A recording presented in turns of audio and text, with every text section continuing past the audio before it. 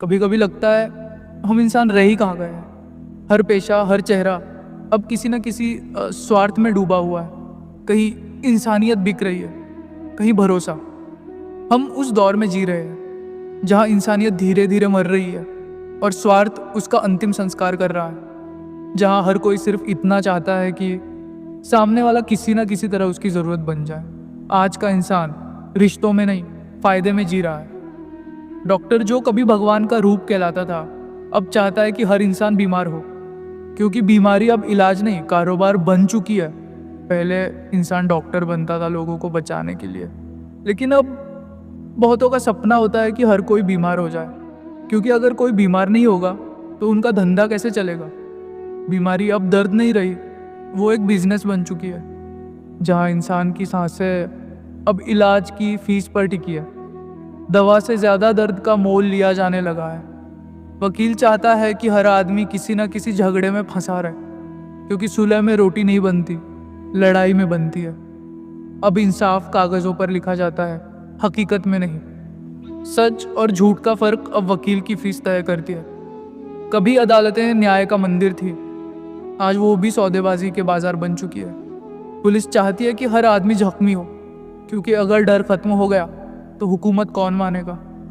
अब कानून नहीं चलता, रुतबा चलता है। जिसके पास पैसा है वही आज आज़ाद है। गरीब अगर गलती करे तो अपराध, अमीर करे तो हादसा कह दिया जाता है। ठेकेदार चाहता है कि हर आदमी मजदूर बना रहे, क्योंकि अगर सब मालिक बन गए तो उसके आदेश कौन मानेगा।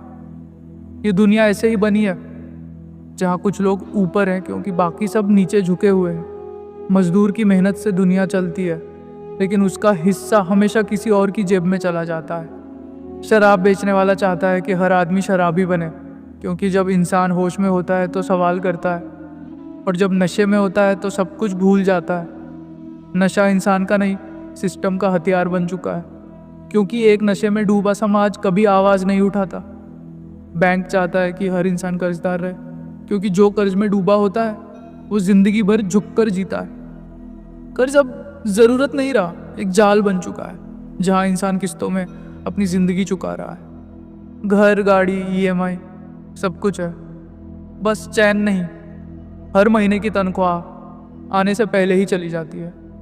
नेता चाहता है कि हर आदमी भोला, अनपढ़ और डरपोक रहे, क्योंकि जो सोचने लगेगा वो सवाल करेगा, और जो सवाल करेगा वो कभी झुकेगा नहीं। इसलिए नेता जनता को सपना दिखाता है, रोटी नहीं देता, बस वादे देता है, क्योंकि भूखा पेट सवाल नहीं करता, बस जुलूसों में नारे लगाता है। पुजारी चाहता है कि हर आदमी अंधविश्वास में डूबा रहे, क्योंकि जब इंसान भगवान को अपने भीतर खोज लेगा तो मंदिरों की भीड़ खाली हो जाएगी। वो जानता है कि डर और आस्था का फ़र्क बस एक रेखा का है, और वही रेखा उसकी रोजी रोटी का सहारा है। इसीलिए वो सिखाता है डरना, झुकना, मानना, पर सोचने की इजाज़त नहीं देता। और तांत्रिक चाहता है कि हर इंसान भूत प्रेतों से डरता रहे, क्योंकि डर में ही उसका साम्राज्य बसता है। जब इंसान अंधेरे से डरता है तो वो किसी और के दिए हुए दिए पर निर्भर हो जाता है, और यही निर्भरता इस कलयुग का सबसे बड़ा सच है। ये कलयुग सिर्फ समय नहीं है, ये हमारे अंदर पनपी हुई वो सोच है जो कहती है अगर मुझे फ़ायदा है तो बाकी सब ठीक है।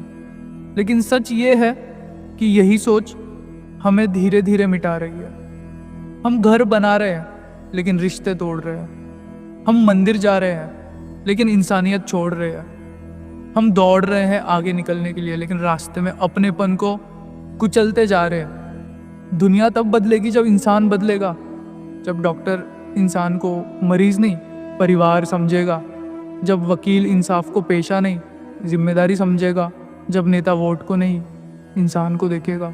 जब हम सब दिल से सोचेंगे तभी ये कलयुग खत्म होगा, क्योंकि कलयुग कोई समय नहीं, ये हमारी सोच है। और जब सोच बदल जाएगी तो हर अंधेरा मिट जाएगा।